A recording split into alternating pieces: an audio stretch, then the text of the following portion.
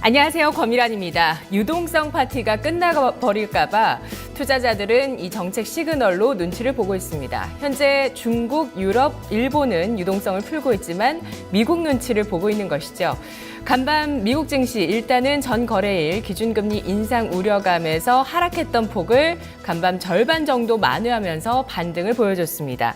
17일과 18일 FOMC 회의 일정이 있습니다. 이번 달도 역시 FOMC 회의 일정이 분기점이 될 것으로 보이고 있는데요.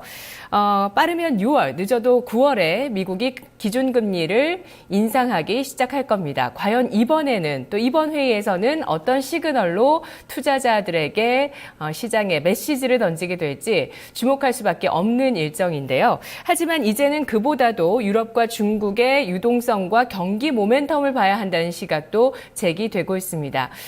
유럽에서는 바로 어제부터 채권 매입 프로그램을 시작했는데요. 과거 동일한 비슷한 수준의 유럽의 정책이 시작됐을 때 국내 증시로 외국인의 매수세는 3조 7천억 원이 들어왔다는 통계도 잡히고 있습니다. 매번 변수는 변하기 때문에 똑같은 상황이라고는 볼 수는 없겠지만 또 현재 시장에서는 1분기 우리 기업들의 실적 턴어라운드 가능성도 점점 제기가 되고 있는데요. 상반기 주식시장의 움직임에 대해서 낙관론이 퍼지고 있습니다. 자, 시장 상황 오늘 화요일장 알아보도록 하죠. 박상정 캐스터가 전해드립니다.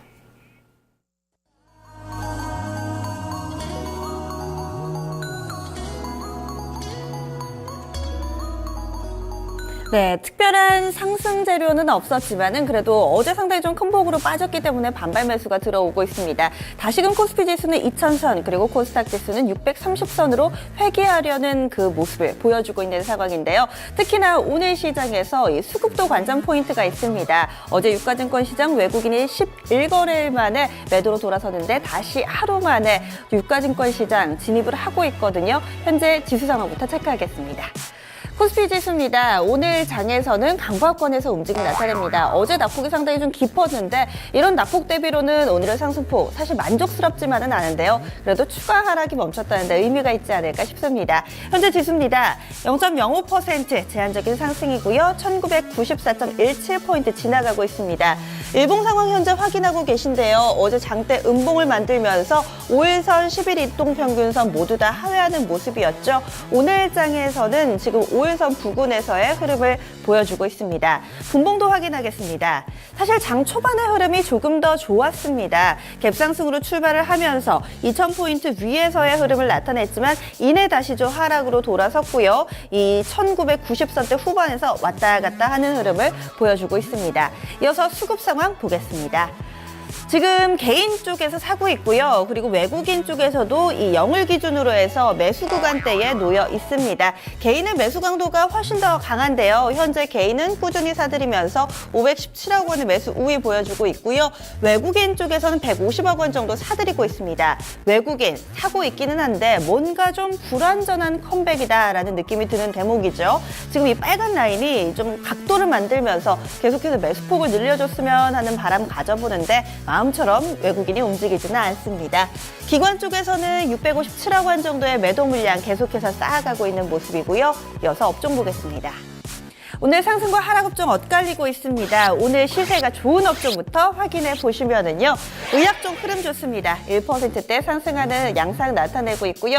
일부 우선주들이 급등하면서 의약품 업종 지수에 좀 영향을 미치고 있습니다. 운송장비 쪽에서는요. 조선주 가운데서는 대우조선해양이 흐름 좋습니다. 어제 장 마감한 이후에 지난해 실적을 내놨는데 시장 예상치를 충족시키는 모습이었고요. 이에 따라서 발목이 잡혀있던 주가도 오늘 장 강세 흐름 띄고 있습니다. 자동차 쪽에서는 현대차의 상승 탄력 좋습니다. 잠시 후에 종목 살펴보겠고요. 이 밖에도 비금속 광물, 제조, 서비스 순으로 오르는데 사실상 오늘 의약이나 운송장비 두 업종을 제외하고는 상승 탄력이 상당히 좀 미미합니다. 하락하는 쪽으로 넘어가겠습니다. 최근에 통신주는 완전히 왕따입니다. 2000선 부근까지 올라선 이후에 통신주도 영 힘을 쓰지 못하고 있는데요.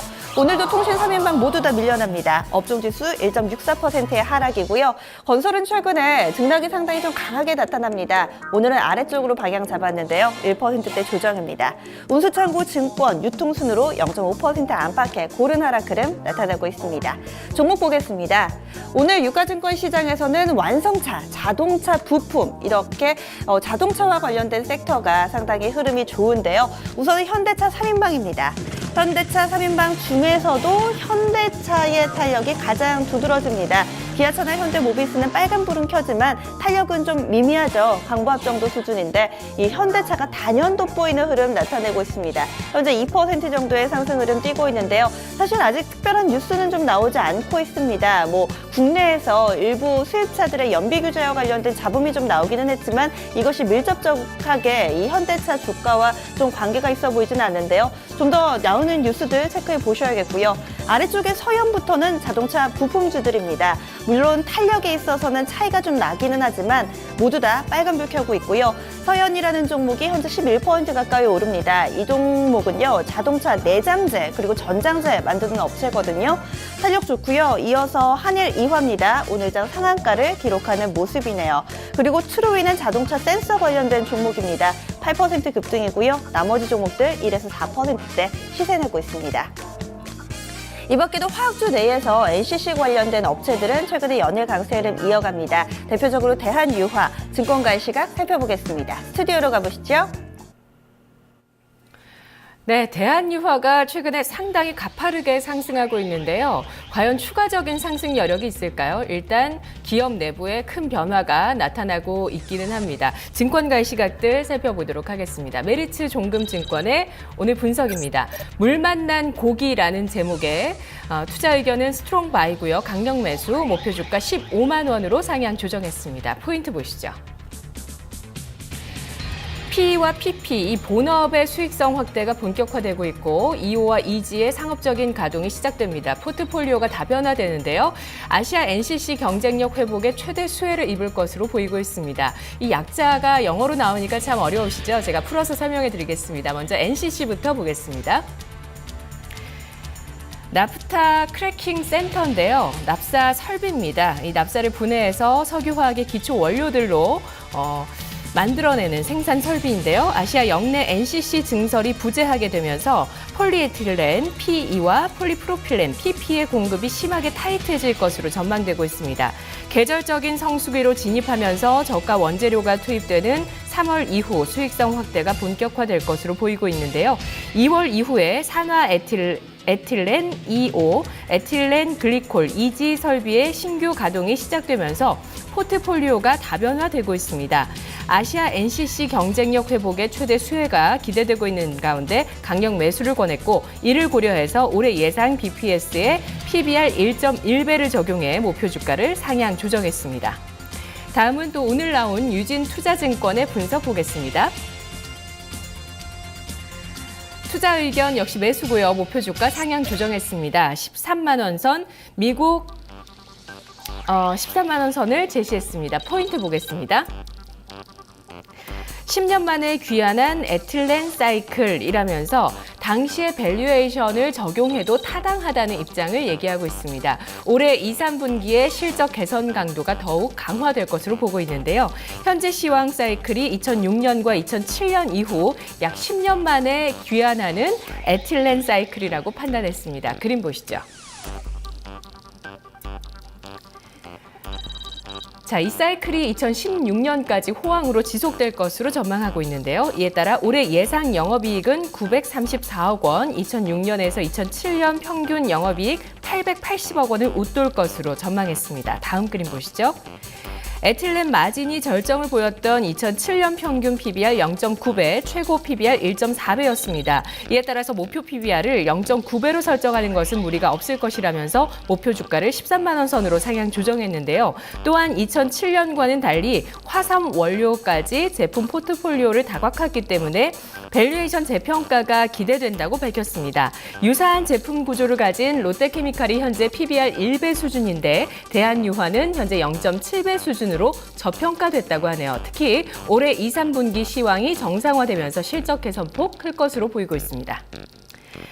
네, 최근에 증권가 리포트들은 이렇게 대한유화 목표 주가를 상향하고 있는데요. 3월 초에 나왔던 리포트를 되짚어 보겠습니다. 신한금융투자입니다. 투자 의견 역시 매수고요. 목표 주가 12만 원 선으로 상향 조정했습니다. 기업 가치 재평가의 신호탄. 포인트 보겠습니다. 자, 그동안 대한유화가 저평가돼 왔었는데요. 그 이유에 대해서 이야기하고 있습니다. 경쟁사들 대비해서 낮은 밸류에이션을 받아왔는데 사업 포트폴리오가 단순해서 업황에 민감한 구조였기 때문입니다. 그림 보시죠. 따라서 그동안 이익 변동성이 경쟁사들 대비해서 가장 높았습니다.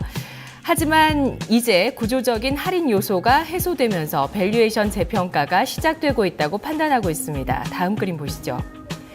신규 사업인 화섬 원료 중 2지 가동률이 100%를 기록하면서 호조를 보이고 있습니다. 이에 따라서 포트폴리오 다각화가 완성됐다는 평가를 하고 있는데요.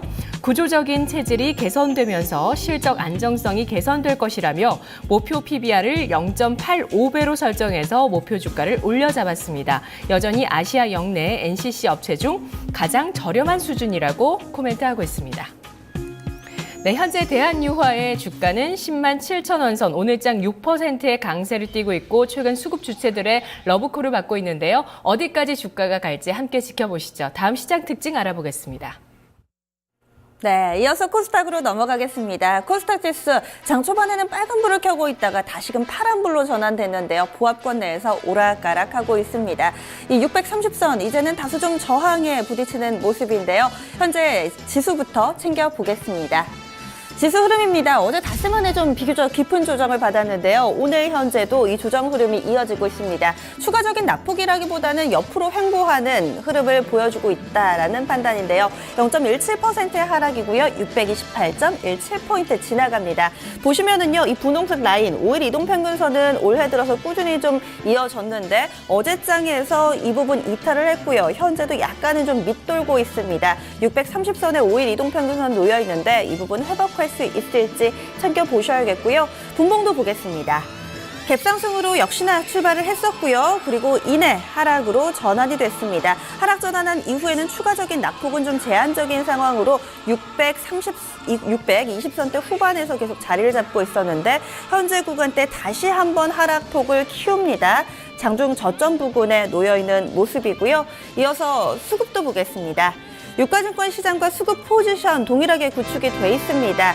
영월 기준으로 해서 매수 구간대 노란색의 개인, 빨간색의 외국인이 자리 잡고 있죠. 그리고 매도 쪽에는 기관이 있습니다. 규모를 보시면 개인이 역시나 많습니다. 112억 원의 매수 우위고요. 외국인은 지금 보시면은 14억 원 정도 매수 우위 보여주고 있는데요. 매수했다가 매도했다가 다시 매수했다가 굉장히 오락가락합니다. 오늘 외국인의 수급 포지션이 이 코스닥의 향방을 가르는 키가 아닐까라는 생각이 드는 대목입니다. 기관 쪽에 보시면은요, 현재는 126억 원 정도의 매도 우위 보여주고 있습니다. 유가증권, 코스닥 모두 다 동일하게 현재 수급 포지션 구축돼 있습니다. 특징적인 종목 보시죠. 오늘 오랜만에 화장품주들이 움직입니다. 그 키워드 모멘텀이 된 것이 바로 중국입니다. 한중 FTA가 체결됐을 때 이 무관세 혜택이 이 화장품 쪽에도 영향을 미칠 것이다라는 판단이 작용한 거고요. 이에 따라서 단기간에 좀 낙폭이 깊었던 종목들 위주로 강한 반등이 나오고 있습니다. 한국 화장품 제조가 그 필두에 나섭니다. 현재 한국 화장품 제조 가격 제한폭까지 올랐고요. 한국 화장품도 12% 가까운 급등입니다. 코리아나도 단기에 낙폭이 컸던 대표적인 중소형 사이즈의 화장품주죠. 8%대 반등 나오고 있고요. 나머지 화장품주들 대체로 빨간불을 켜고 있습니다. 아모레퍼시픽은 냉면 분할 발표한 이후에 주가가 영 지지부진한데요. 다른 종목 다 오를 때도 이 종목 약간의 좀 조정 양상 띄고 있고요. 나머지 ACT나 대봉 LS, 현대 IBT, 제릭, LG 생활건강, 한국 콜마까지 1에서 2% 정도의 고른 상승 흐름이 오늘장에 나오고 있습니다. 이어서 중국이라는 키워드로 한번 이어가 볼까요? 현재 중국에서는 여전히 이 양회가 진행이 되고 있습니다. 그리고 중국 증시가 어제 오후장에 좀 크게 상승하는 흐름을 나타냈는데요. 물론 그 내부적으로는 중국 은행들도 이제 증권과 관련된 허가, 이 증권 거래를 할 수 있다라는 부분이 재료가 됐다고 합니다. 이 부분에 영향을 받은 것은 좀 아니지만은요. 그래도 이 중국 양회와 관련해서 계속해서 좀 기대감이 중국 국적주에도 영향을 미치고 있습니다. 오늘 보시면 보시면은요, 이스타아시아 홀딩스가 가격 제한폭까지 올랐습니다. 웨이포트, 중국 원양자원, 완리, 차이나그레이트, 차이나하오란, SNC 엔진그룹까지 1에서 8%대 고른 상승 시세 보여주고 있고요. CKH만이 1%대 하락 흐름 띄고 있습니다. 지난해 말 혹시 기억하시나요? 이 중국 원양자원 어마어마하게 한 차례 시세를 냈는데요. 최근에 이 중국 국적 관련주들이 꿈틀거립니다. 한 차례 좀 불이 붙으면 그 폭발력이 엄청난 종목군이니만큼 최근의 움직임 눈여겨보셔야겠습니다. 마지막으로 AI 관련주 체크하겠습니다. 이제 겨울도 거의 물러나는데요. 다시금 이 꽃샘추위처럼 AI도 한 번 더 이슈를 불러일으키고 있습니다. 충남 홍성과 천안 지역에서 AI 의심 신고가 접수됐다고 하는데요. 그 결과는 내일 모레죠. 12일쯤 발표될 거라고 합니다. 일단은 신고가 접수된 것이니만큼 수산주, 백신주가 움직이고 있습니다. 특히나 오늘 장에서는 수산주의 흐름이 좀 더 탄력 좋은데요. 사조대림, 사조오양이 강세 흐름 띄고 있고요. 동원수산은 1%대 상승, CTC바이오, 대성미생물, 한일사료가 1에서 2%대 상승 흐름 보여주고 있습니다. 선물시장 넘어가겠습니다.